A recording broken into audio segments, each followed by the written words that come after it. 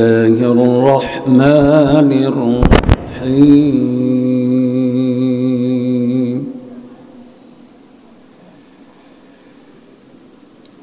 ولا تقولوا لمن يقتل في سبيل الله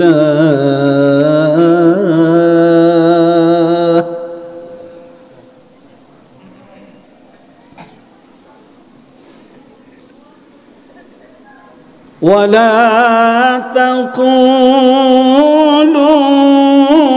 لمن يقتل في سبيل الله أموات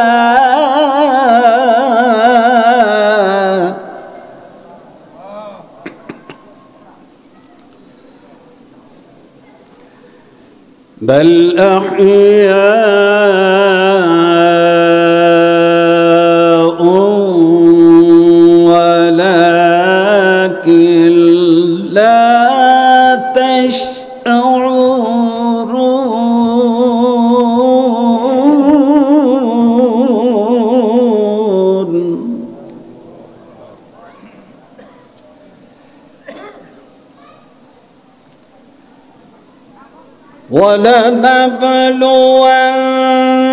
ولنبلونكم بشيء من الخوف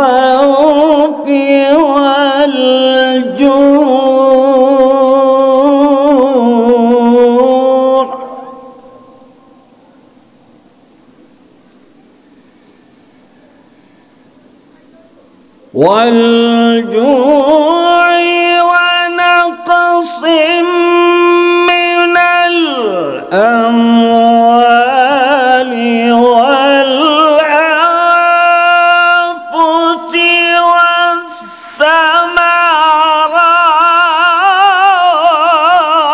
والثمرات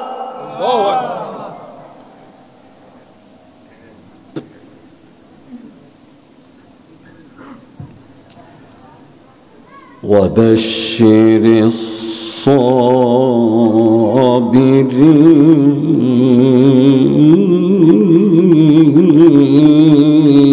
الصابرين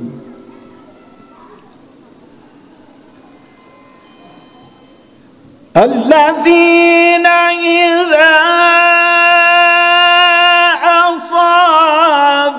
أصابتهم مصيبة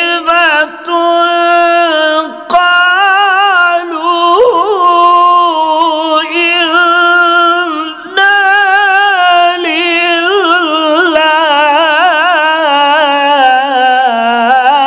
لله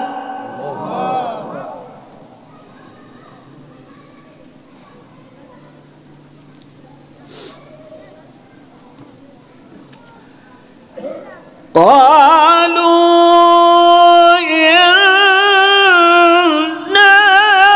لله وإنا إليه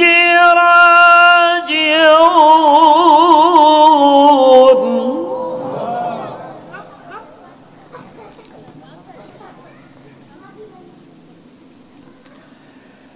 الله أكبر بسم الله الرحمن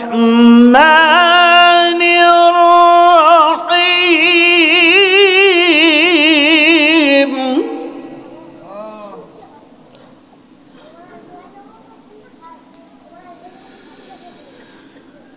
ولتكن منكم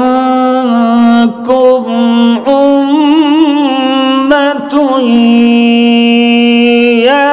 يدعون إلى الخير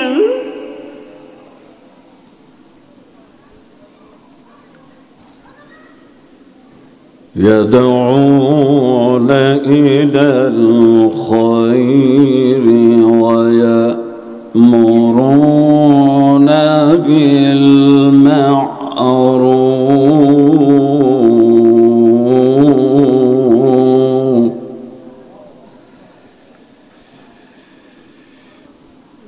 يدعون إلى الخير ويأمرون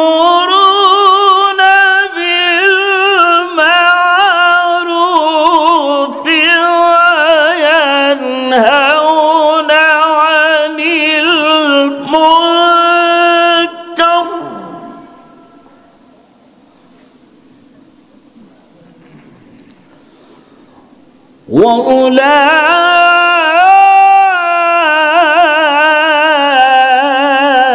وأولئك هم المفلحون.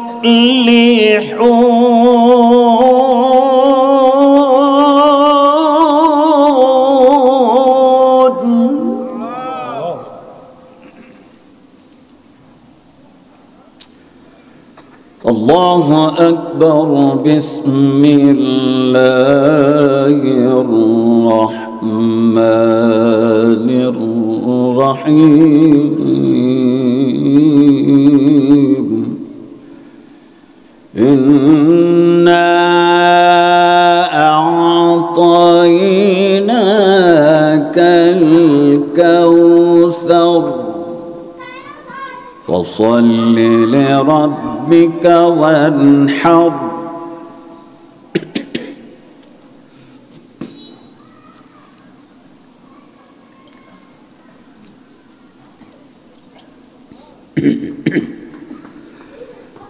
إنا أعطيناك الكوثر فصل لربك وانحر. إن شانئك هو الأبتر.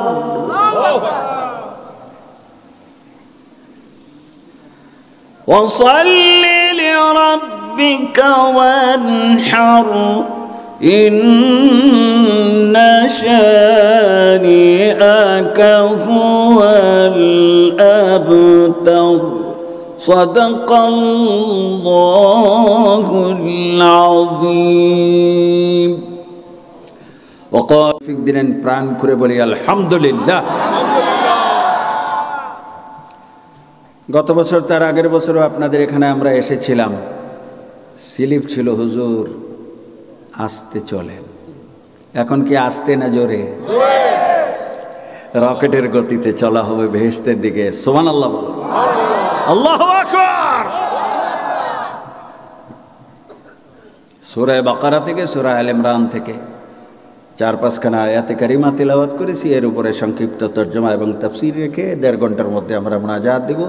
রব্বুল আলামিন এর মধ্যে আমাদের খায়ের বরকত রাখুক। আমাদেরকে কাল কিয়ামতের ময়দানে এই মাহফিলকে আমাদের নাজাতের জন্য সাক্ষী বানিয়ে দিক। সকলে বলি আমিন। মহান রব্বুল আলামিনের কাছে কোটি কোটি শুকর, যেই রব্বুল আলামিন আমাদেরকে 2খানা চক্ষু দিলেন কোরআন পড়ার জন্যে। আফসোস এই মাহফিলের 10 ভাগের 1 ভাগও কোরআনের তাফসীরে জানে না। যারা স্টেজে বসে সারা কোরআন শিখলো, কোরআন পড়লো, কোরআন পড়ালো, কাল কিয়ামতের ময়দানে এই 2টি চক্ষু জাহান্নামের দিকে নেওয়ার সময় চিৎকার মেরে বলবে রব্বুল আলামিন আমি ওই বৃহত্তর ভোলার পাঙ্গাসিয়া মাদ্রাসার এলাকার মানুষ, মৌলবীরা স্টেজের মধ্যে বসেছিল, আমি মাটিতে বসে কোরআন শুনেছি, এই চোখ দিয়া মৌলবীকে দেখেছি, এই চোখ কিভাবে তুমি জাহান্নামে দিবে উত্তর চাই। রব্বুল আলামিন বলেন আমি তোমাকে মাফ করে দিলাম। সুবহানাল্লাহ, আরো জোরে বলা যাবে না? আর যেই ব্যক্তিরা কোরআন খুলে খুলে হাজার হাজার লক্ষ লক্ষ মানুষকে কোরআনের তালিম দিল, নিজে পড়ল, ফ্যামিলির লোকদেরকে পড়ালো, ভাই বোন আত্মীয় স্বজনকে আলেম ফাজেল কামেল বানালো, রব্বুল আলামিন ডাক দিয়ে বলবেন যাও জাহান্নামের কাছে যাও। এক একটা মৌলবী জাহান্নামের তলদেশে যেই ব্যক্তি আছে তালিকা তোমার কাছে দিয়ে দিলাম, নাম ধরে ডাক দিবা, মুহূর্তের মধ্যে জাহান্নামের থেকে আমি তাকে জান্নাতে দিয়ে দিব। 10 জন। আপনারা তো আমাকে চিনেন, মৌলভী গোলাম মুস্তফা। আমার আব্বাকেই বলে ভোলার মধ্যে বড় কারি সে হুজুর। 7 ভাই আলেম, সুবহানাল্লাহ। তাহলে আমার ফ্যামিলির 70 জনের গ্যারান্টি তো আছি। আর আব্বা যে দীর্ঘ 50 বছর তাফসীর মাহফিল করলেন, তার যে 20,000 মুরিদ ছিল, তাদের যদি 10,000 করে ধরেন, তাহলে আমার 14 গোষ্ঠীর মধ্যে কয় হাজার লোক বেহেশতের সার্টিফিকেট কোরআন এবং হাদিসের মোতাবেক পায়? সুবহানাল্লাহ বলবেন না?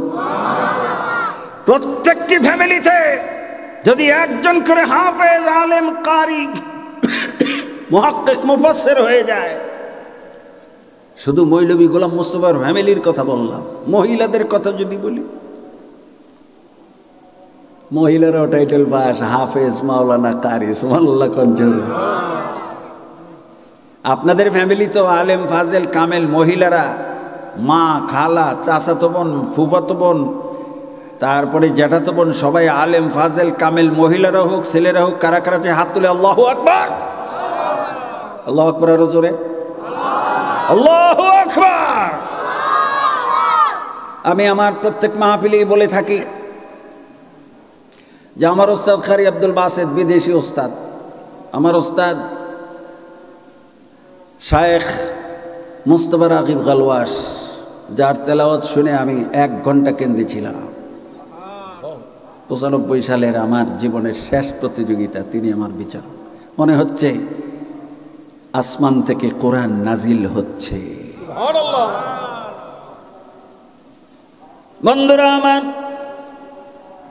কারি আব্দুল বাসিত যিনি দীর্ঘ 40-50 বছর যাবৎ কোরআন পড়ালেন, আল আজহার বিশ্ববিদ্যালয়ের যিনি কেরাত ডিপার্টমেন্টের চেয়ারম্যান ছিলেন, তার তেলাওয়াত শুনে সারা বিশ্বের মধ্যে 10,000 অমুসলিম মুসলমান হয়ে গেছে। তাহলে কারি আব্দুল বাসিতের কাল কিয়ামতের ময়দানে কোনো ভয়ের কোনো চিন্তা আছে? চিন্তা নাই।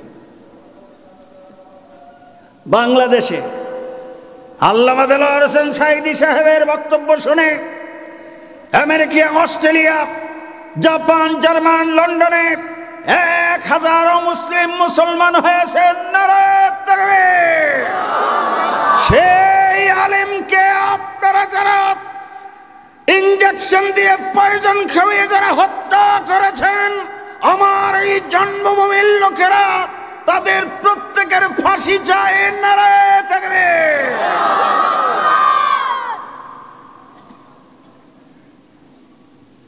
পৃথিবীর ইতিহাসে নির্বাচিত একটি পার্লামেন্ট, নির্বাচিত একজন প্রধানমন্ত্রী যেমন তেমন করে হোক, রাতের হোক দিনের হোক, গত 100 বছরের ইতিহাসে নাই একটি পার্লামেন্ট প্রধানমন্ত্রী, মন্ত্রীরা সবাই পালিয়ে গিয়েছে আলেম, ফাজেল, কামেলদের এই বদদুয়ার কারণে।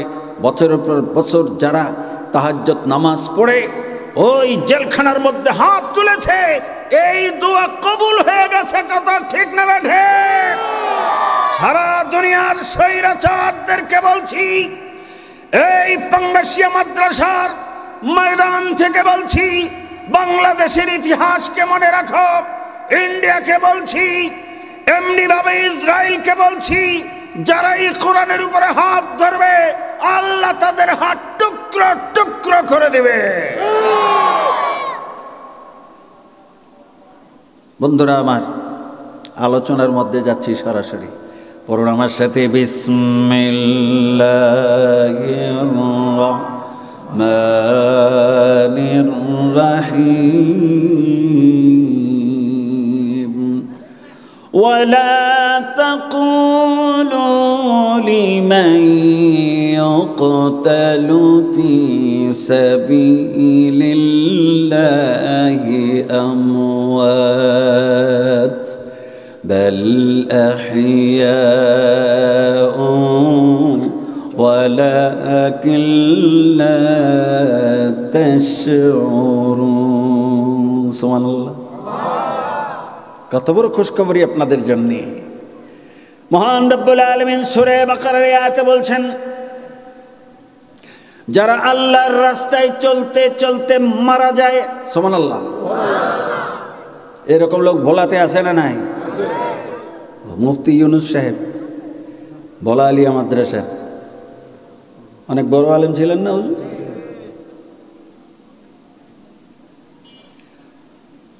বটামারার পীর সাহেব মাওলানা বসুল্লাহ সাহেব মরহুম মকবুল, ছোটবান কালিয়া মাদ্রাসার প্রিন্সিপাল মাওলানা সিরাজ আল হক শরীফ, এমনি ভাবে যারা কোরআন পড়াতে পড়াতে কবর চলে গেছে, তাদের জন্য বেহেশতের গ্যারান্টি কিভাবে আসছে কান পেতে শুনুন।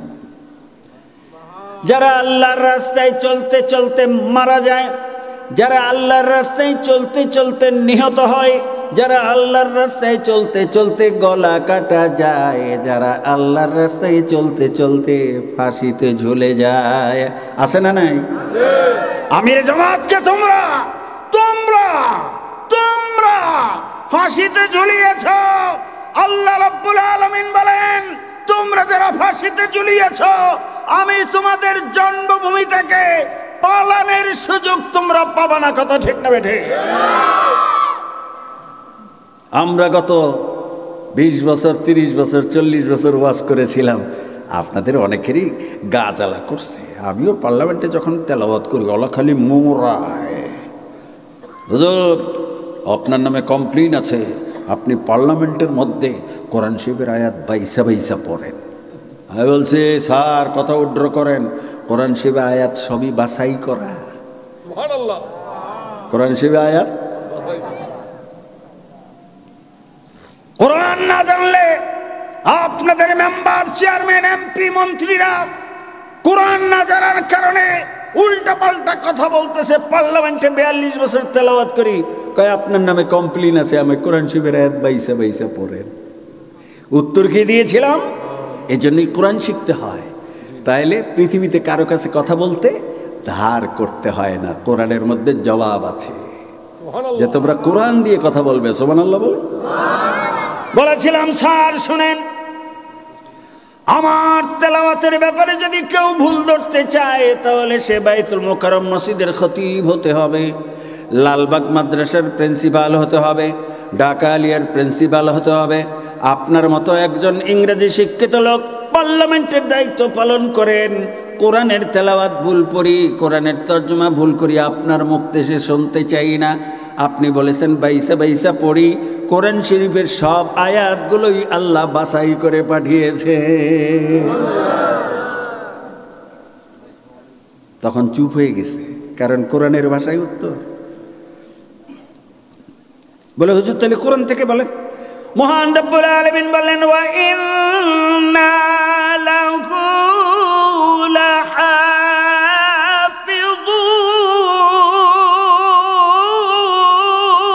লাহাফিযুন।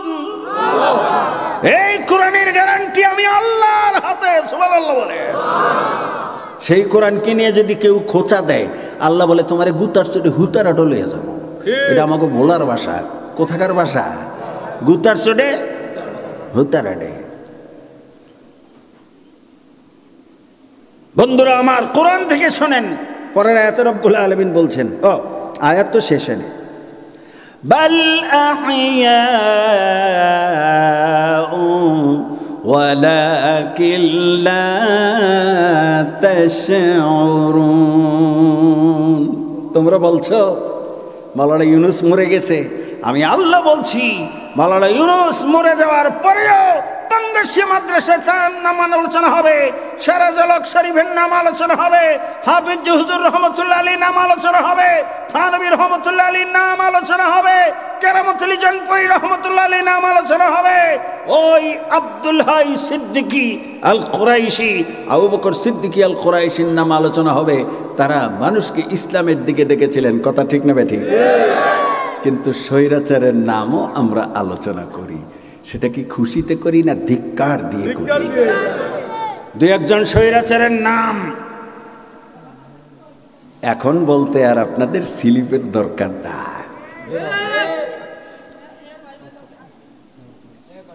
আল্লামা দেলোয়ার হোসেন সাইদি সাহেব, আজ থেকে 20 বছর পূর্বে ইসলামী শাসনতন্ত্র ঘোষণা করার জন্যে তিনি কমলাপুর ময়দানে, রেলওয়ে ময়দানে তিনি কর্মসূচি দিয়েছিলেন। সেই 1979 সালে তাকে গ্রেপ্তারের জন্য আদেশ দেওয়া হলো। ওই সময়ের স্বৈরাচার হুসেইন মোহাম্মদ এরশাদ তাকে দেশ থেকে বেরিয়ে যাওয়ার জন্য বলেন, জোরে কান নাউজুবিল্লাহ। আজকে আল্লামা সাঈদী শেফের নাম এখানে আলোচনা হচ্ছে দোয়ার জন্যে, আর যে তাকে বের করে দেওয়ার আদেশ দিয়েছিলেন তার নাম কুখ্যাত হিসাবে আলোচনা হচ্ছে। কথা ঠিক না? আমি তখন শাওরাপাড়া মসজিদের খতিব।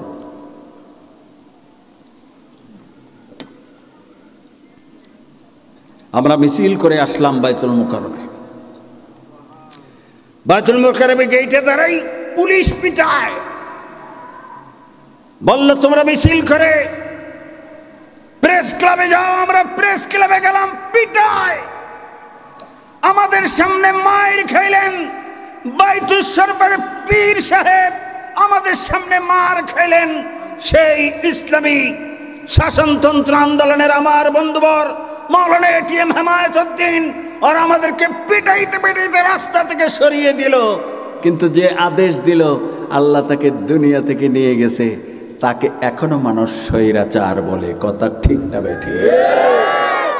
আর আল্লামা সাঈদী সাহেব ইন্তেকাল করে গেছেন, এখনো তার জন্য মানুষ চোখের পানি ফেলায়। কথা ঠিক না বেঠিক?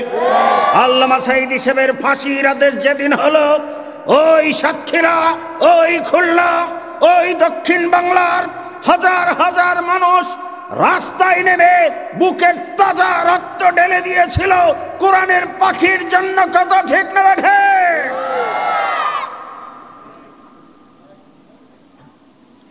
بل أحياء ولكن لا تشعرون। ও পৃথিবীর লোকেরা, তোমরা বলো না সাঈদী মরে গেছে। ও পৃথিবীর লোকেরা, তোমরা বলো না ওই হাফিজজি মরে গেছে, মাওলানা ইউনুস মরে গেছে, মাওলানা বশিরুল্লাহ বাটামারার পীর সাহেব মরে গেছে, শর্ষিনার দাদা হুজুর মাওলানা নেসারউদ্দিন রহমতুল্লাহ আলী মরে গেছে। বরঞ্চ যারা কোরআনের জন্য, দ্বীনের জন্য জীবনটা বিলীন করে দিয়ে গেছে, শত শত বছর পর্যন্ত মানুষ তাদেরকে দোয়া করবে, আর আমি তাদের কবরের মধ্যে, হাসরের মধ্যে, বেহেশতের মধ্যে তাদের মর্যাদা বৃদ্ধি করে দিব।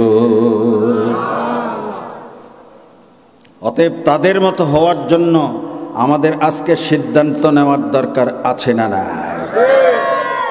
এজন্য বিনীতভাবে বলবো, আমি গোলাম মুস্তাফাকে টেনে এই পঙ্গাশিয়ার মাঠে এই চতুর্থবার আমি এসছি, আমাকে আনার দরকার নাই। দোয়া শিখিয়ে দিয়ে গিয়েছিলাম প্রথম তাফসীর মাহফিলে, মনে আছে না? ওই দোয়া পরে বাচ্চা পদাই করবেন, কারি গোলাম মুস্তাফার চাইতে 10 গুণ বড় মৌলবী হবে। যেমন আমাকে এই দোয়া শিখিয়েছিলেন আমার আব্বা আজ থেকে 50 বছর আগে। কি বলছিলেন? নাজিউর রহমান মঞ্জুগো বাড়ির দরজায় তাফসীর মাহফিল, আমি তখন মাত্র হাফেজ, বয়স তখন 15। বলছিলেন বাবারা কোরআন পড়ে বাচ্চা পদাই করো, পেটের থেকে মৌলবী হয়ে বের হয়ে আসবে। মনে আছে সে আয়াত? আবার মনে করিয়ে দিচ্ছি, রব্বানা হাব লানা মিন আজওয়াজিনা ওয়া যুররিয়াতিনা কুররাতা আ'য়ুনিন ওয়াজআলনা লিল মুত্তাকিনা ইমামা। সুবহানাল্লাহ। এক লাইন মুখস্থ করা যাবে না? অনেকেই তো রেকর্ড করতেছেন প্রোগ্রাম। যারা আজকে ফেসবুকে আমার এই সংক্ষিপ্ত বয়ান শুনবেন, আপনাদেরকে অনুরোধ করছি, 18 কোটি মানুষকে অনুরোধ করছি, আমরা 200 কোটি মুসলমানকে অনুরোধ করছি, যারাই এইটুক শুনবেন, আমার জীবনের বাস্তব ঘটনা। আমি যখন এই আমল করলাম, আমার 2টি সন্তানই আমার স্ত্রীর ঘুমের মধ্যে প্রসব হয়েছে। সুবহানাল্লাহ বলেন জোরে। কিভাবে দুনিয়াতে আসছে? বেগম সব ঘুমে, বাচ্চা প্রসব হওয়ার 10 মিনিট পরে তার ঘুম ভেঙে গেছে, এর নাম কোরআন। সুবহানাল্লাহ বলবেন? আমার ছেলের নাম আপনারা অনেকেই জানেন, কারি মঞ্জুর বিন মোস্তফা। 17 তারিখে আপনাদের পরাণগঞ্জে আসবে। আমার চাইতে 3 গুণ বড় কারি। আমি তো এতক্ষণ তেলাওয়াত করলাম 30 সেকেন্ড শ্বাস রেখে, সে শ্বাস রাখতে পারে 70 সেকেন্ড। আমার চাইতে ডবল, তার চাইতেও বেশি। সুবহানাল্লাহ বলবেন? অতএব কোরআন শিখার দরকার আছে না নাই? কারি আব্দুল বাসেত তিনি যদি তার জীবনে 5 থেকে 10,000 লোককে কোরআন শুনিয়ে অমুসলিম থেকে মুসলমান করতে পারে, কাল কিয়ামতের ময়দানে সে বিনা হিসেবে জান্নাতে যাবে, এত কোনো সন্দেহ নাই। কথা ঠিক না বেঠি? অতএব আমার আপনার একটি ছেলে একটি মেয়ে আলেম হোক। কারা কারা আমরা চাই হাত তোলেন। নারে তাকবীর, নারায়ে তাকবীর। আল কোরআনের আলো, আল হাদিসের আলো। বন্ধুরা আমার, এই হলো সেই কোরআন। পরের আয়াত শুনেন। وَلَنَبْلُوَنَّكُمْ بِشَيْءٍ مِّنَ الْخَوْفِ وَالْجُوعِ وَنَقْصٍ مِّنَ الْأَمْوَالِ وَالْأَنفُسِ وَالثَّمَرَاتِ وَبَشِّرِ الصَّابِرِينَ। সুবহানাল্লাহ। শুরু আছে যার, শেষ নাই। এর নাম আল কোরআন। রব্বুল আলামিন বলেন, আমি তোমাদেরকে বেহেশতের উঁচু তালাটি, ভিআইপি জায়গাটি ওই ব্যক্তিদেরকে দিব যারা পরীক্ষায় উত্তীর্ণ হতে পারে। ওই ব্যক্তিকে ডিসি বানাও তোমরা, যে তোমাদের মধ্যে শিক্ষিত। ওই ব্যক্তিকে তোমরা সচিব বানাও, যেই ব্যক্তি সবচেয়ে বেশি উচ্চ শিক্ষিত। ওই ব্যক্তিকে তোমরা রাষ্ট্রপতি প্রধানমন্ত্রী বানাও, যে সবচেয়ে সম্মানিত। আমি বেহেশতের মধ্যে কাকে সম্মানিত করব? কোরআন খুলে সূরা বাকারা পড়ো। ওয়ালা নাবলুওয়ান্নাকুম বিশাইইম মিনাল খাউফ। ওই গোলাম মুস্তাফার মতো মৌলবীরা তাফসীর করতে গেলে স্লিপ আসবে। হুজুর আমাদের এটা খুব গরম জায়গা, গরম ওয়াজ করবেন না। তুমি এটাকে তোয়াক্কা না করে কোরআন খুলে কোরআনের 1 নম্বর ওয়াজ করেছো। আমি আল্লাহ তোমার হাত হয়ে যাব, পা হয়ে যাব, মুখ হয়ে যাব। সুবহানাল্লাহ বলে হুজুর কোরআন থেকে বলেন। এই জন্য এটার নাম তাফসীর মাহফিল। বক্তা যা বলবে তা কোরআন থেকে বলবে। وَمَنْ أَحْسَنُ قَوْلًا। সুবহানাল্লাহ। আল্লাহ বলছে, আহা, তুমি যখন আমার কোরআনকে সামনে নিয়ে আমার উদ্দেশ্যগুলি মানুষের কাছে বলবে, আমি আসমান থেকে মাহফিলের মধ্যে চলে আসি, আমি আসমান থেকে স্টেজের মধ্যে চলে আসি। সুবহানাল্লাহ জোরে। ও বান্দা, শুধু তাই নয়, চোখের পানি ছেড়ে দিয়ে যখন গভীর রাতে আল্লাহ বলে ডাক দিবে, আমি তোমার কণ্ঠনালীর মধ্যে চলে আসি। লা ইলাহা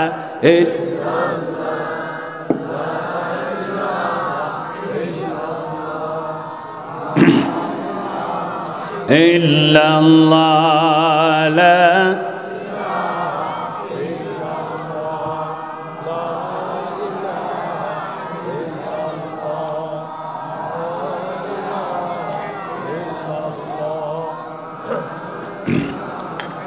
লা ইলাহা ইল্লাল্লাহ মুহাম্মাদুর রাসূলুল্লাহ। পাঙ্গাসের লোকদেরকে জিজ্ঞাসা করতেছে, যারা আমার মতো 72 বছর বয়স, 70, 72, 75 এরকম কার কার বয়স? হাত তোলেন।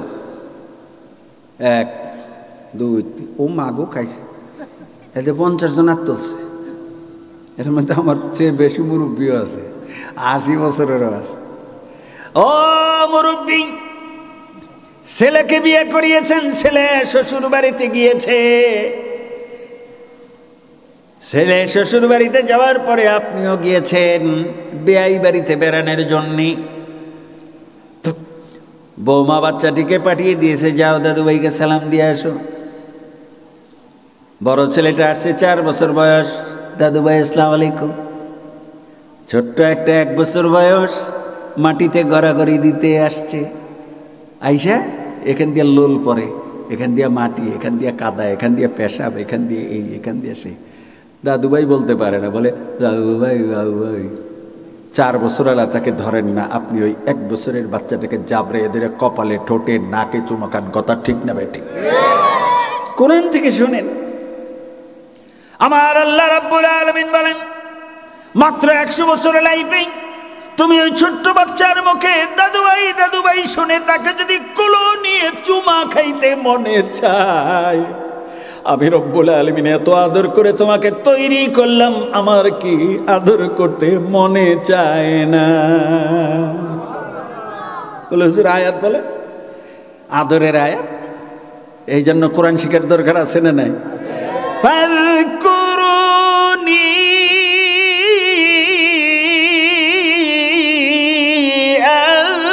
আযকুরকুম ওয়াশকুরুলি ওয়ালা তাকফুরুন।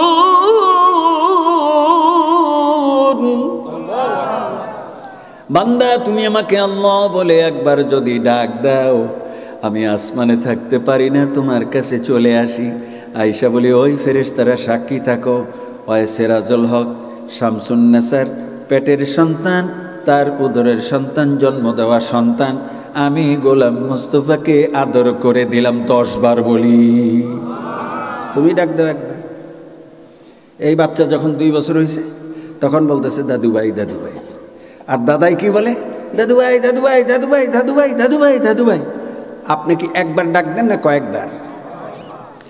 আমি আপনি যদি ওই আমার সন্তানের ছেলেটিকে যদি দাদুভাই একবার বললে 5 বার বলি, আল্লাহ বলেন আমি তোমার ডাকের মর্যাদা যত বড়, আমি তত 10 বার করে তোমাকে ডাক দেই। সে আল্লাহকে সকাল বিকাল ডাকার দরকার আছে না নাই? এই ডাকার জন্য সবচেয়ে বড় মাধ্যম হইল 5 ওয়াক্ত নামাজ জামাতের সাথে পড়া। কথা ঠিক না বেঠে? ইন্নাস সালাতা তানহা আনিল ফাহশাই ওয়াল মুনকার। আমরা 5 ওয়াক্ত নামাজ জামাতের সাথে যদি না পড়ি, আমাদের এই তাফসীর মাহফিল, আমাদের এই টুপি দাড়ি কোনো কাজে লাগবে না যদি নামাজ আমার জীবনে সঠিক না হয়। কথা ঠিক না বেঠে? আজ থেকে মৃত্যু পর্যন্ত 5 ওয়াক্ত নামাজ কারা আমরা জামাতের সাথে পড়ার জন্য শপথ করতে পারি, এই মাদ্রাসা মাঠে হাত তুলে আল্লাহকে সাক্ষী রাখি। নারে তাকবীর, নারে তাকবীর, নারে তাকবীর। এরপরে রোজা। সারা পৃথিবীর লোকেরা যারা বিত্তশালী, শোনেন, আমি তো বিত্তশালীদের মধ্যে বড় হয়েছি। পার্লামেন্টে 42 বছর। এরা কি টুলুমুলু লোক? সবগুলি রুই কাতলা। তাদের উদ্দেশ্যে বলতেছি, আপনারা কান পেতে শোনেন। আপনারা যদি আপনাদের চিত্ত আর বৃত্তকে কন্ট্রোল করতে না পারেন, রাসূল সাল্লাল্লাহু আলাইহি ওয়াসাল্লাম এক সাহাবা গিয়ে বললেন, ইয়া রাসূলুল্লাহ, আমি তো গরিব মানুষ, বিয়ের বয়স হয়ে গেছে, আমার বয়স 40, আমার দেনমোহর দেওয়ার মতো ক্ষমতা নাই, আপনি আমাকে ওয়াজ করেন। রাসূল বললেন, ঠিক আছে, তুমি আমার মেহমানখানায় থাকো।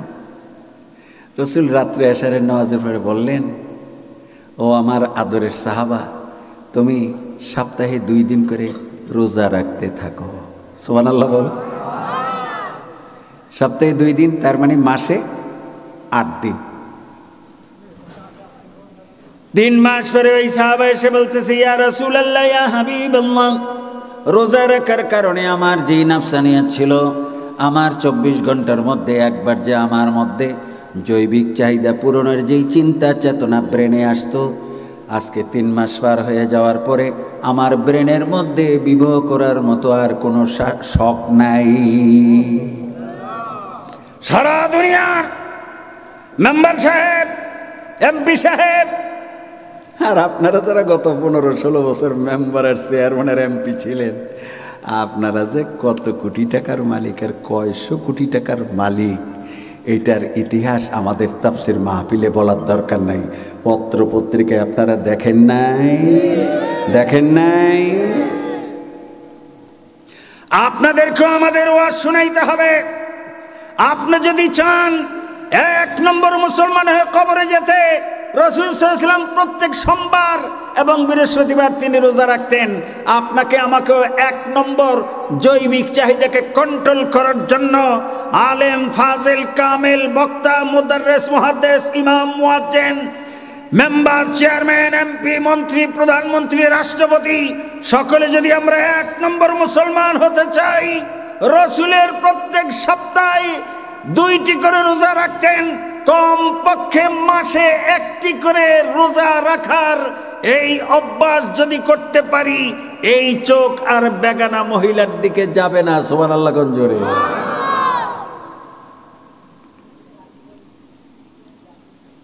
আপনারা জানেন যে আমি আমেরিকায় টুইন টাওয়ারের পাশের মসজিদে খতিব ছিলাম। মুসলিরা এসে বলে যে হুজুর বউ চলে গেছে, তাবিজ দেন। আরে ভাই, আমি তো তাবিজ তোমার দেই না। কয় না হুজুর, একটা ব্যবস্থা তো করতে হবে। তো কার সাথে গেছে? বলে হুজুর লোকের নাম জানি। তো দাও, নাম দাও। নাম দিছে, পিতার নাম দিছে, মাতার নাম দিছে। কোরআন শরীফের মধ্যে আয়াত আছে, ওয়া আলকাইনা বাইনাহুমুল আদাওয়াতা ওয়াল বাগদা। আমার এই আয়াত শুনে আবার আপনারা আবার খনকারি শুরু করে দিয়েন না।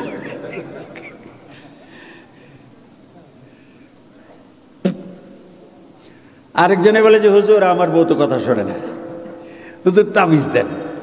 মিয়া, আপনি বেশি বেশি নামাজ পড়েন, আল্লাহর কাছে দোয়া করেন, আর এই আয়াত পড়েন, রব্বানা হাব লানা মিন আজওয়াজিনা ওয়া যুররিয়াতিনা। বউর মন আল্লাহ ফিরিয়ে দিবে। কয় না হুজুর, একটা তাবিজ দেন। ঠিক আছে। এই তাবিজের আয়াতও বলে দিয়ে আবার খনকারি শুরু করে দিয়েন না। ইউহিব্বুনাহুম কাহুব্বিল্লাহ ওয়াল্লাযীনা আমানু আশাদ্দু হুব্বাল লিল্লাহ।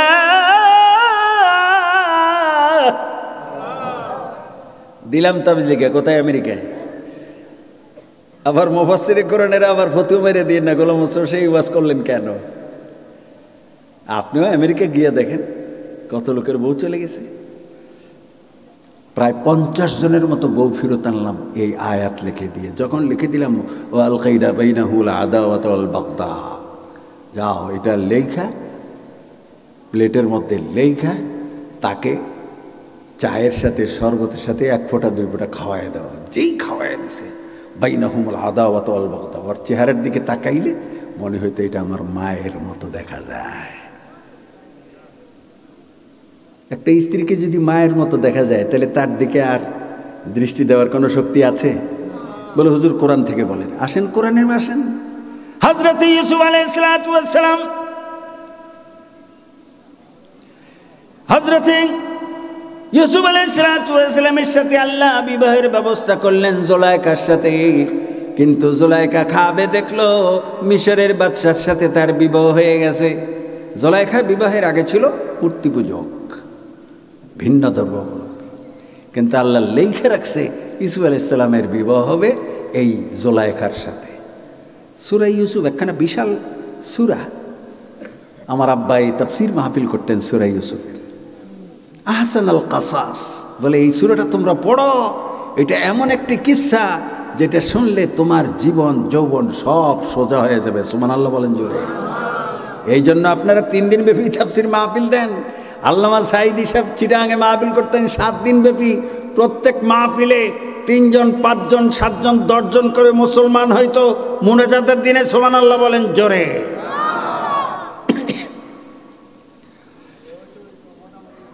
মুসা আলাইহিস সালাম, হযরতে ইউসুফ আলাইহিস সালাতু ওয়াস সালাম, ওনাকে ভাইয়েরা চক্রান্ত করে কূপে ফেললো। মিশরের বাদশার স্ত্রী জুলাইখা তাকে কিনে নিল। যখন তার বয়স 30, তখন তিনি জেলখানায়। এইবার আজিজ মিসরের সংসার করতেছে জুলাইখা। যখনই আল্লাহ যেহেতু ইউসুফ আলাইহিস সালামের সাথে তাকে বিয়ে দিবে, কি করলো? জিব্রাইলকে বলে দিছে, ওই জিব্রাইল, যখনই জুলাইখার ঘরে আজিজ মিসর ঢুকবে, তো আজিজ মিসরের মায়ের চেহারাটা নিয়ে জুলাইখার সামনে ধরে রাখবা। সুবহানাল্লাহ বলবেন। তাবিজ যে দিলাম, তাবিজ দেওয়ার কোনো কিন্তু নিয়ম নাই, এটা ঠিক না। কিন্তু যখন একেবারে হযরত ইউসুফ আলাইহিস সালাম এই জুলাইখার অপকৌশল থেকে বাঁচার জন্য জিব্রাইলের মাধ্যমে তখন তার সাথে বিবাহর আগ পর্যন্ত অনেক চক্রান্ত করেছিল। তার জৈবিক চাহিদা নিবৃত করার জন্য তিনি সাথে সাথে নামাজে দাঁড়িয়ে যেতেন। সুবহানাল্লাহ। যারা বিত্তশালী শুনে নেন, অপকর্ম কারা করে? বিত্তশালীরা বেশি। রিক্সাওয়ালা, মুদিওয়ালা তারা এরকম অপকর্ম বেশি করে না। বিত্তশালী যারা তারাই ওই সপ্তাহে 2 দিন রোজা না রাখার কারণে তাদের জৈবিক চাহিদা পূরণ আউট অফ কন্ট্রোল হয়ে যায়। কথা ঠিক না বেটি?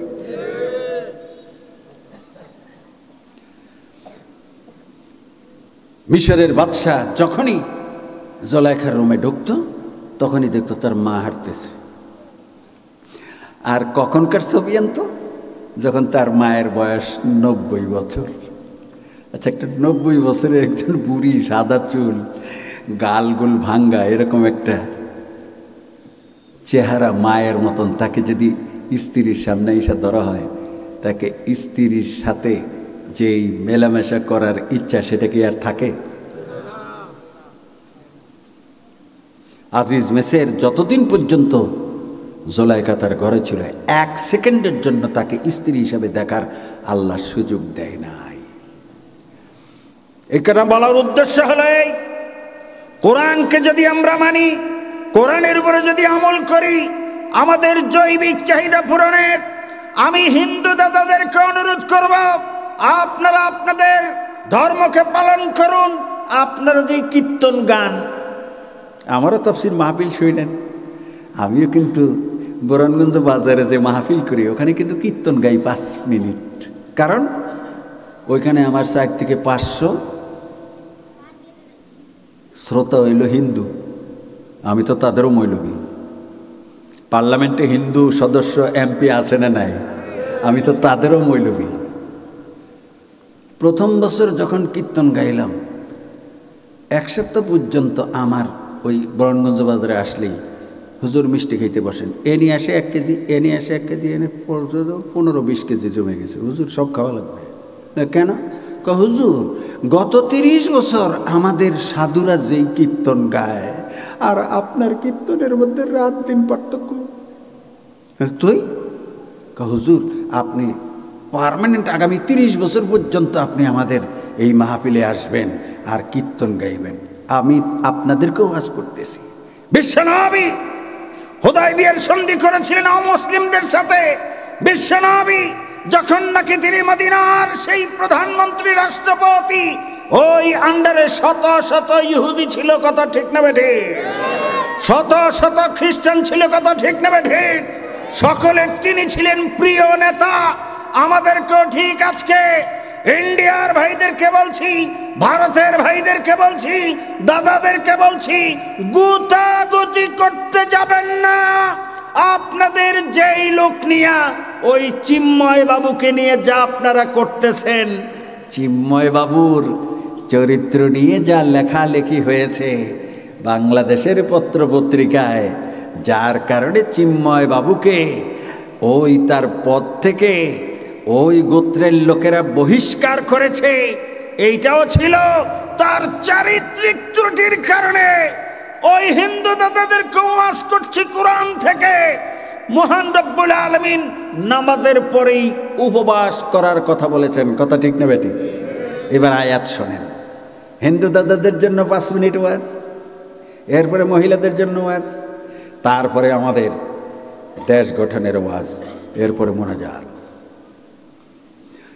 ইয়া আইয়ুহাল্লাযীনা আমানু কুতিবা আলাইকুমুস সিয়াম কামা কুতিবা আলাল্লাযীনা মিন ক্বাবলিকুম লাআল্লাকুম তাত্তাকুন।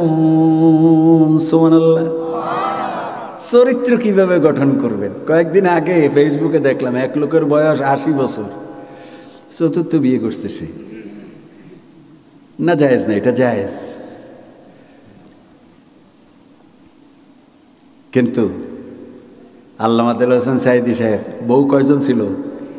এক। তার কাছে অফার এসেছে কোটি কোটি টাকার, তার কাছে অফার এসেছে আমার সামনে টেক্সটাইল মিলের চাবি, এবং সেই আপনার টয়োটা সাফারি গাড়ির চাবি তাকে দিয়ে দিয়েছিল। তখন আমি 1981 সাল আমি তার সাথে মাহফিলে গিয়েছিলাম সিরাজগঞ্জে। হুজুর এইটা নেন, এইটা নেন, এইটা নেন। উনি বলছে, বাবা আমি মৌলবী মানুষ, আমার গাড়ি একটা আছে, দ্বিতীয়টা দরকার নাই। সুবহানাল্লাহ কোন জোরে। এই জন্য কোরআন ভিতরে থাকতে হবে, কোরআনের শিক্ষা থাকতে হবে। জৈবিক চাহিদা যাদের নাকি কন্ট্রোল করতে চাই, এই আয়াতের ওয়াজ আমরা মনে রাখবো। মহান রব্বুল আলামিন বললেন, ইয়া আইয়ুহাল্লাযীনা আমানু, সূরা বাকারা, সূরার নাম কি? আরো জোরে বলেন। ইয়া আইয়ুহাল্লাযীনা আমানু, ও ঈমানদারগণ, কুতিবা আলাইকুমুস সিয়াম, তোমাদেরকে রমজানের বিধান দেওয়া গেল। কামা কুতিবা আলাল্লাযীনা মিন ক্বাবলিকুম, তোমাদের পূর্বপুরুষ যারা ছিল তারাও এরকম দুনিয়াতে বিতলামি সিতলামি করত। ওদেরকে সোজা করার জন্য আমি রব্বুল আলামিন তাদেরকে রোজা রাখার বিধান দিলাম, উপবাস করার বিধান দিলাম। তাদের জৈবিক চাহিদা আউট অফ কন্ট্রোল যাতে না হয়, তাদের জৈবিক চাহিদা যাতে কন্ট্রোল হয়ে যায়। আশা করা যায় লাআল্লাকুম তাত্তাকুন, তোমরা যদি আমার দেওয়া উপবাস করার এই বিধানকে যদি মেনে চলো, আশা করা যায় তোমরা মুত্তাকি হয়ে যাবে। সুবহানাল্লাহ জোরে বলা যাবে না? চ্যালেঞ্জ দিয়ে গেলাম, বিশেষ করে মেম্বার সাহেব, চেয়ারম্যান সাহেব, ব্যবসায়ীগণ, কন্ট্রাক্টর সাহেব, আপনাদের মধ্য থেকেই ম্যাক্সিমাম লোক সিঙ্গাপুর, থাইল্যান্ড, বিভিন্ন দেশে ব্যবসায়িক কারণে যায়, আর তারা হোটেলে অবস্থান করে। আমি গোলাম মুস্তাফা জীবনে 100 বার বিদেশে গিয়েছি, আমি ওই সমস্ত হোটেলে অবস্থান করেছি। কি হয় হোটেলের মধ্যে, তার তো একজন আমি সাক্ষী।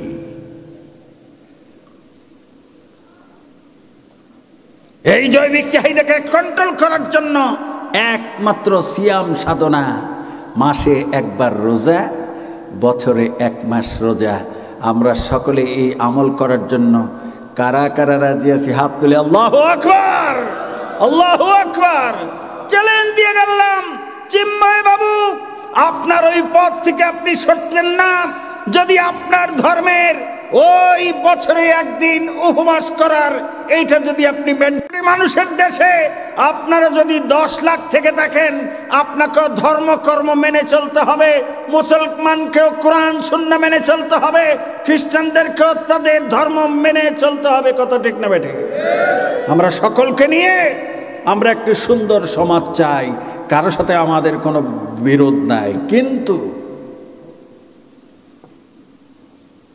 কলিকাতা থেকে 2-3 জন সাংবাদিক গত 1 সপ্তাহে যে সমস্ত বক্তব্য দিচ্ছেন, আমরা এই পাঙ্গাসিয়া, এই সিনিয়র মাদ্রাসার ময়দান থেকে এর তীব্র নিন্দা জানাচ্ছি। কথা ঠিক না বেঠে? একজন বলেছেন সিংহের সাথে কুকুরের কোনো যুদ্ধ হয় না। নাউজুবিল্লাহ। ওরা নাকি সিংহ, আমরা নাকি। কান পেতে শুনে নেন, এইরকম হুঙ্কার মেরেছিল আবু জাহেল, আবু লাহাব, উতবা, সাইবা। ওরা আমার রসুলকে জাদুকর বলেছিল, আমার রসুলকে ওরা মাজনুন বলেছিল, পাগল বলেছিল। আল্লাহ রাব্বুল আলামিন আমার রসুলকে মক্কা থেকে মদিনায় নিয়ে প্রধানমন্ত্রী এবং রাষ্ট্রপতির 2টি পদকে একাত্র করে আমার রসুলকে নেতা বানিয়ে দিয়েছিলেন। কথা ঠিক না বেঠিক? আমার আপনার নবী বিশ্বনবী কাবা ঘরের সম্মুখে ডাক দিলেন, ইয়া আইয়ুহান নাস কুলু লা ইলাহা ইল্লাল্লাহ তুফলিহুন। তোমরা কালেমা পড়ে নাও, আল্লাহ তোমাদেরকে বেহেশতের রাস্তা দেখিয়ে দিবে। দাওয়াত কবুল করলেন হযরতে আবু বকর, দাওয়াত কবুল করলেন প্রথম দিন হযরতে খাদিজাতুল কুবরা রাদিয়াল্লাহু তাআলা আনহা। সুবহানাল্লাহ বলবেন না?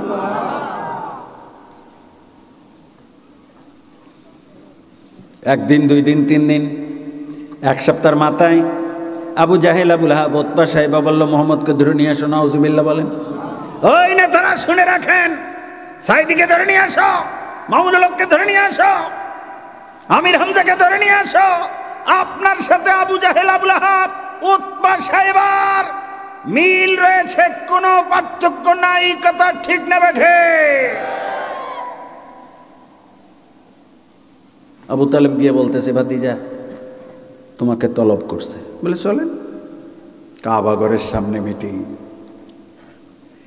জিব্রাইল আমিনকে আল্লাহ বলতেছে, এই জিব্রাইল কি করো? কয়, আল্লাহ আপনার আদেশের অপেক্ষায়, ওরা আপনার দোস্তকে কাবা ঘরের সামনে বিচার করার জন্য আসছে, আপনি কিছু আদেশ দেন না কেন?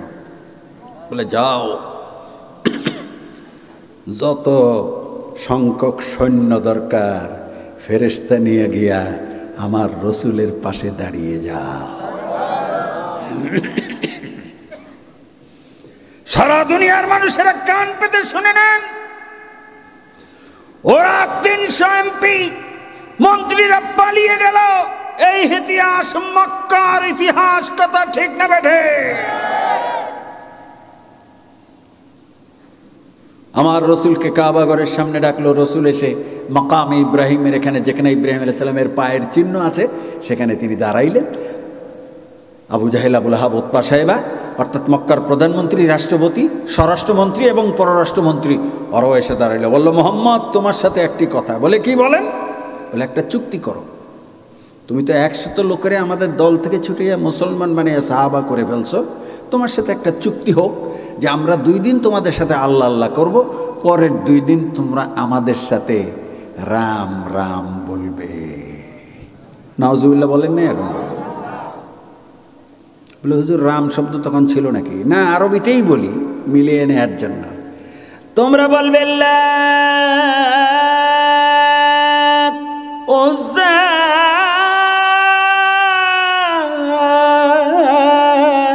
এটারই বাংলাটা হলো হরে কৃষ্ণ হরে রাম। আমার রসুল হরে কৃষ্ণ হরে রাম বলতে পারে? জোরে বলেন, পারে? এই হলো পার্থক্য। আমার রসুল যখন বলছে 1 সেকেন্ডের জন্য আমি লাত উজ্জার প্রশংসা করতে পারবো না, ঠিক তখনই আমার রসুলকে গ্রেপ্তার করার জন্য আদেশ দিয়েছিল মক্কার প্রধানমন্ত্রী, রাষ্ট্রপতি। আপনারাও আমাদের আল্লামা সাইদিকে গ্রেপ্তার করা দিলেন, আর আবু জাহেল, আবুল আহাবও আমার রসুলকে গ্রেপ্তারের আদেশ দিল। আমার রসুলও 3 বছর জেল খাটলেন। যুবকরা জেলখানার নাম মনে রেখো, শেয়াবে আবু তালেব, জুলহুলাইফা পাহাড়। আর আপনাদের আমাদের সকলের প্রিয়জন আল্লামা সাইদি সাহেব জেল খাটলো কাশিমপুর কারাগারে আর অন্য অন্য কারাগারে। বের হয়ে আসলেন হাসি মুখে, কিন্তু 24 ঘন্টা পরে তার লাশ বের হয়ে আসলো। আল্লাহ সামিউম বাসির। ওই লাশ আপনারা বের করে এনেছেন, আপনাদের লাশের কি হবে, আপনাদের মৃত্যুর কি হবে, আপনাদের পরিণাম কি হবে, আপনাদের লাশের কি অবস্থা হবে, জাতি দেখার জন্য অপেক্ষা করতেছে। কত ঠিক না বেঠে?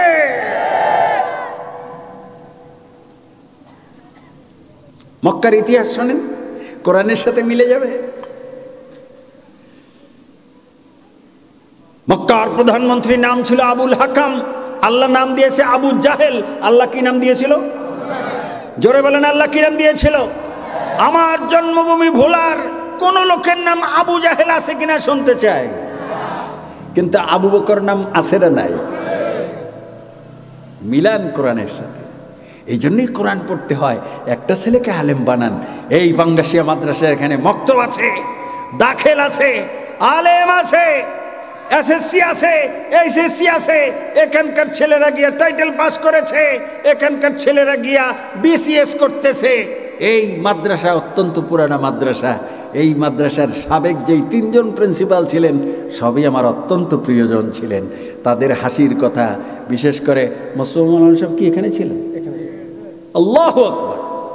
আজ থেকে 20 বছর আগে মুসলমান সাহেবের সাথে যখন নাকি মাওলানা ইউনুস সাহেব সহ আমরা সেই ভোলাতে মিটিং করেছিলাম, তার সেই অট্ট হাসি, মুস্কি হাসি, নুরানি চেহারা, ইসু আলাইহিস সালামের মতো চেহারা, ওনার মতো লাল টুকটুকা ছিলেন। বন্ধুরা আমার, আবু জাহেল, আবু লাহাব, উতবা, শাইবা কাবা ঘরের সামনে আমার রসুলকে গ্রেফতারের আদেশ দিল। ওই সময় যেই সূরা নাজিল হলো, ওই সূরার নাম সূরা কাফিরুন। এই জন্যই কোরআন শুনতে হয়।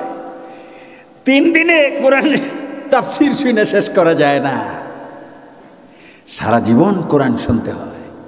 পড়েন আমার সাথে, বিসমিল্লাহির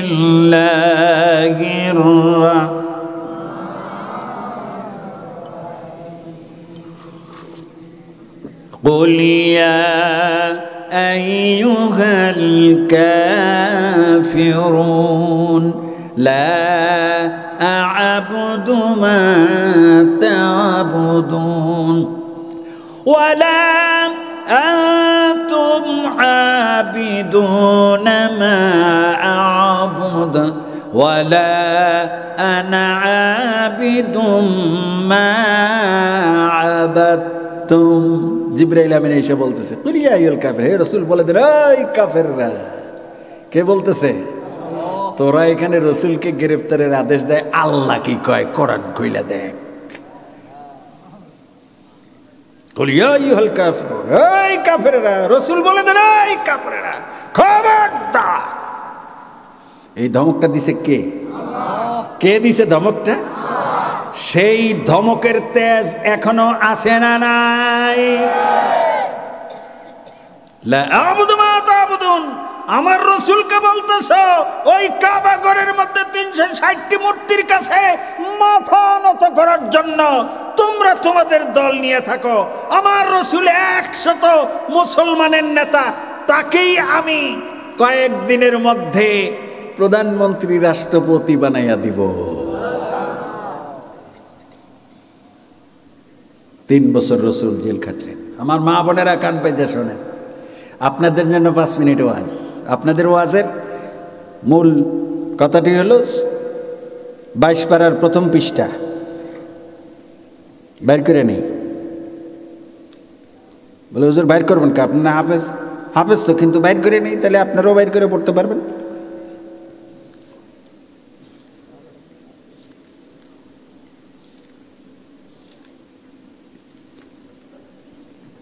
বাইর করে ফেলছি। প্রথম আয়াত কি? ওমাই ইয়াকনুত। যুবকরা এইভাবে কোরআন নিয়া কোরআন কইলা তাফসীর করার মৌলবি আনবা, আমাকে আনবা না। আর আমি তো 4 বার আসছি। মাঝখানের আয়াত, ওয়াকারনা ফি বুয়ুতিকুন্না ওয়ালা তাবাররাজনা তাবাররুজাল জাহিলিয়াতিল উলা। সুবহানাল্লাহ। ও আমার মা বোনেরা, কান পেতে শোনেন। রব্বুল আলামিন বলে দিলেন, আমার রাসূলকে যখন আমি পৃথিবীর বুকে পাঠালাম, তিনি যখন 8-10 বছর বয়সের, তিনি দেখলেন জাবালে কাবার পাশে লোকেরা তার মেয়েটাকে কোলে নিয়ে যাচ্ছে, মেয়েটার কপালে গালে চুমো দিতেছে। মা এবং বাপ দুইজনে একটা বেলচা হাতে আর একটা খন্তা হাতে। জিজ্ঞাসা করে, কোথায় যাও? বলে, দেখো না এই মেয়ে। বলে, ও আচ্ছা, এই মেয়েকে কবর দিতে নাও। আলোচনার ভিত্তিতে তারা মেয়ে সন্তানগুলোকে 6 মাস 1 বছর বয়সে জীবন্ত অবস্থাতে মাটির মধ্যে পুঁতে দিত। নাউজুবিল্লাহ বলেন জোরে। সেই অবস্থা থেকে মানুষকে কিভাবে সভ্য বানানো যায় তার আয়াত হলো সারা পৃথিবীর লোকেরা কান পেতে শোনেন। সূরা আহজাবের প্রথম পৃষ্ঠার মাঝখানের আয়াত, ওয়াকারনা ফি বুয়ুতিকুন্না ওয়ালা তাবাররাজনা তাবাররুজাল জাহিলিয়াতিল উলা। ও মেয়েরা, তোমাদেরকে আমি মানুষ বানানোর মেশিন হিসাবে তৈরি করেছি, পুত পবিত্র ফুলের মতো তোমরা। সুবহানাল্লাহ বলবেন। গোলাপ ফুল গাছে কাটা থাকে, গাছটা কালসা রঙের, পাতাগুলো সবুজ রঙের, কিন্তু তার মধ্য থেকে যখন ফুলটা বের হয় বাগানওয়ালার মুখে মুস্কি মুস্কি হাসি চলে আসে। কথা ঠিক না বেটি? একটা ছেলে যেমন তেমন, কিন্তু একটা মেয়ে যখন 14 বছর 15-16 বছর বয়স হয়, একটি গোলাপ ফুল সেই সংসারের মধ্যে। রাসূল বলছেন, দুইটি মেয়েকে যদি কেউ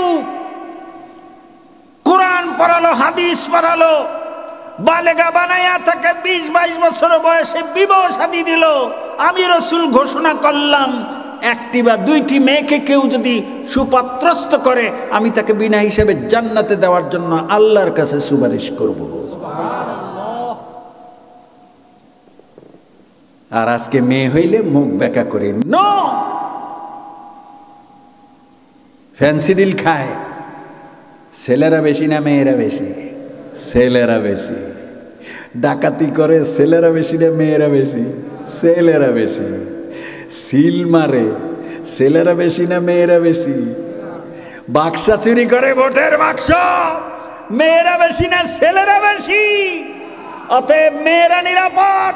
তার কারণে কোরআন শরীফের ওয়াজ শোনেন, মেয়ে হলে খুশি হতে হবে, মেয়ে হলে মুখ বেঁকা করা যাবে না। তার কারণ আজকের এই সমাজে ফ্যান্সিডিল, নেশা, সবকিছুর মধ্যে ছেলেরা বেশি অপরাধী, মেয়েরা কম। অতএব মা জাতি এখনো ভালো আছে যদি তারা পর্দায় থাকে। কথা ঠিক না বেটি? আল্লাহ রাব্বুল আলামিন বলে দিলেন, ওই আইয়ামে জেহেলিয়াতের অবস্থা থেকে তোমরা যদি নিজেদেরকে পরিবর্তন করতে চাও, তোমরা নিজেদেরকে আবরণ দিয়ে রাখবা। তোমরা স্বর্ণ, হীরা, মণি, মুক্তা, কাঞ্চনকে যেইভাবে আলমিরার মধ্যে রাখো, মেয়েদেরকে তোমরা ওইভাবে আলমিরার মধ্যে না রেখে ঘরের চার দেয়ালের মধ্যে রাখো। সুবহানাল্লাহ।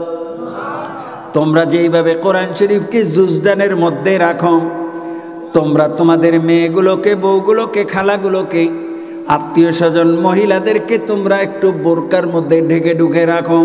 যদি এই আমলকে, আদেশকে যদি তোমরা মান্য করো, আমি তোমার ঘরের মধ্যে বাইতুল মুকাররম জাতীয় মসজিদের খতিব বানাইয়া দিব।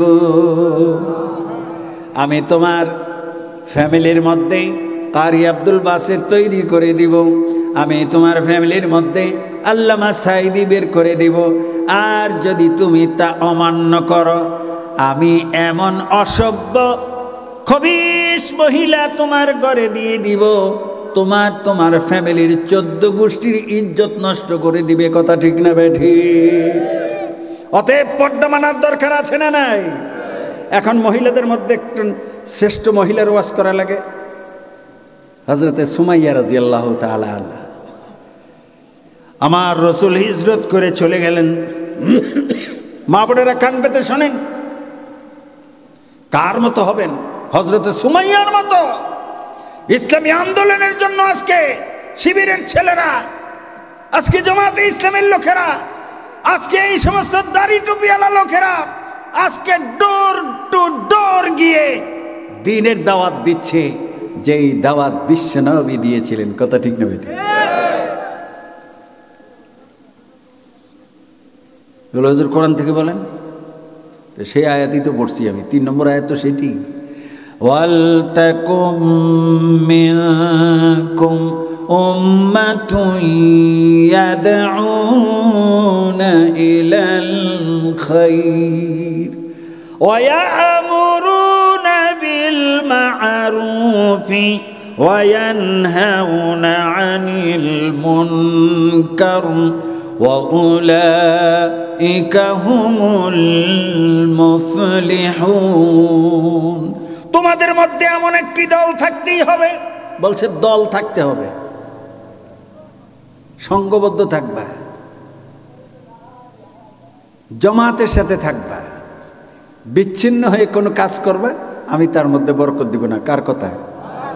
কোরআন শরীফ নেন সামনে, বলে হুজুর দলের কথা। আরে কোরআন শরীফের শব্দ।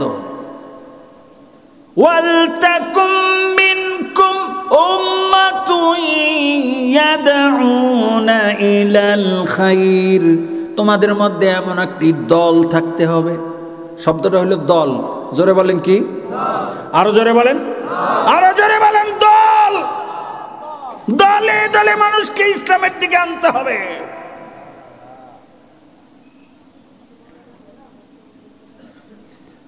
দল করে তোমরা কি করবা?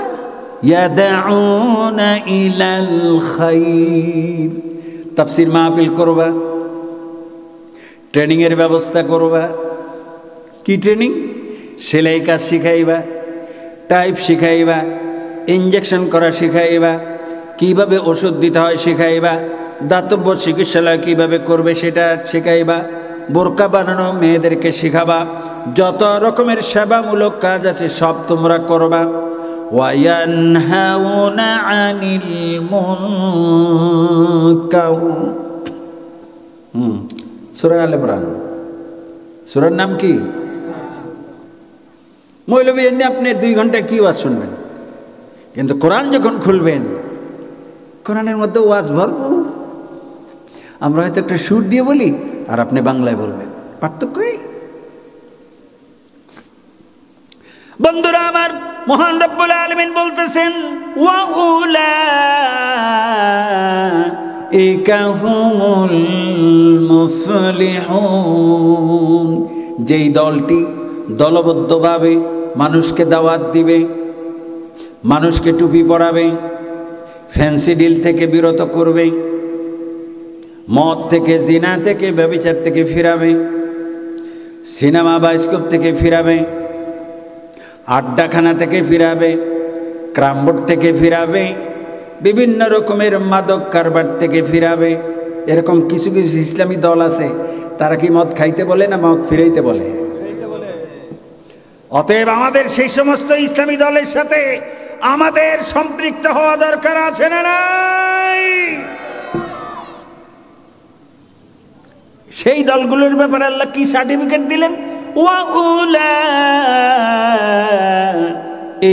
হুমুল মুফলিহুন, আর এই দলটিকে আমি দুনিয়াতেও কামিয়াব করে দিব, আখিরাতেও কামিয়াব করে দিব। জোরে কোন সুবহানাল্লাহ। অতএব যতদিন বেঁচে থাকি ইসলামী দলের সাথে থাকবো, ডানপন্থী লোকদের সাথে থাকবো।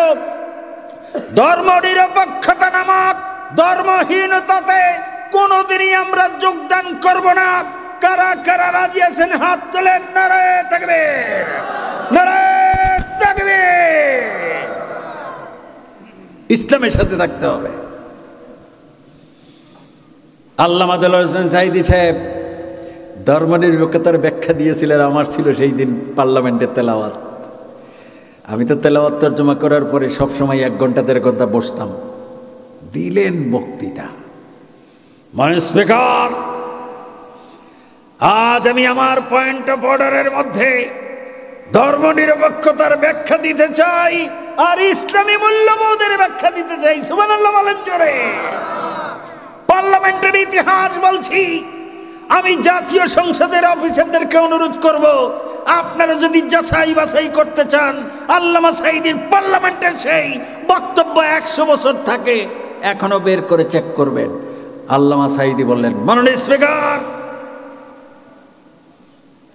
যাদের চিন্তা চেতনা হলো খ্রিস্টান ধর্মের নাম্বার হলো 100, হিন্দু ধর্মের নাম্বার হলো 100, বৌদ্ধ ধর্মের নাম্বার হলো 100, ইসলাম ধর্মের নাম্বার হলো 100। কোরআন তাদের নাম্বার কিভাবে দেয় মাননীয় স্পিকার আমি আপনার কাছে ব্যাখ্যা করতে চাই। সুবহানাল্লাহ বলেন। কি শুনবেন? কোরআন থেকে শুনবেন। বিসমিল্লাহির রহমানির রহিম। ইন্নাদ-দীনা ইনদাল্লাহিল ইনদাল্লাহিল ইসলাম। সুবহানাল্লাহ। ও বিশ্বনবী, আপনাকে যেই দিন আমি নবুয়তির দায়িত্ব দিলাম, আজ থেকে পূর্বে যত ধর্ম ছিল সবগুলিকে আমি 0 দিয়ে দিলাম। ইসলামকেই একমাত্র 100 নাম্বার আমি আল্লাহ দিয়ে দিলাম। তাহলে অন্যান্য ধর্মের নাম্বার কি 100 না 0? আরো জোরে বলেন 100 না 0?